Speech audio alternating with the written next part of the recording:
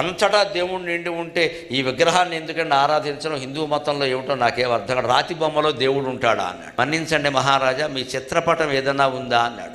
బోల్డ్ ఉన్నాయండి. మా పెద్ద ఫోటో మంచి అందమైన తెప్పించాడు. వెంటనే ఏమీ మాట్లాడకుండా ఆ ఫోటో అక్కడ పెట్టమని తొపుక్కొని ఉమ్మాడు వివేకానందుడు ఆ ఫోటో మీద, ఆ రాజుగారి ఫోటో మీద. ఈయనకి పిచ్చి కోపం వచ్చేసింది. నా మీద ఉమ్ముతారా? నా మీద నేను నీ మీద ఉమ్మలేదయ్యా, నీ ఫోటో మీద ఉమ్మాను.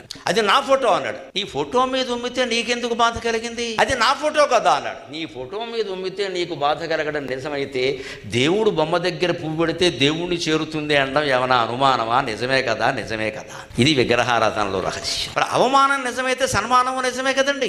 మామూలుగా ఏదైనా ఫోటో కింద పడితే వేరే విషయం, దేవుడు ఫోటో పడితే మనం ఊరుకోలేదు. దేవుడు ఫోటో వరకు ఎందుకమ్మా, మన సంస్కృతి ఎంత గొప్పదంటే ₹10 బిళ్ళ కింద పడితే కళ్ళకు అద్దుకుని లోపలేసుకుంటాం. ₹10 ఏం వస్తుంది?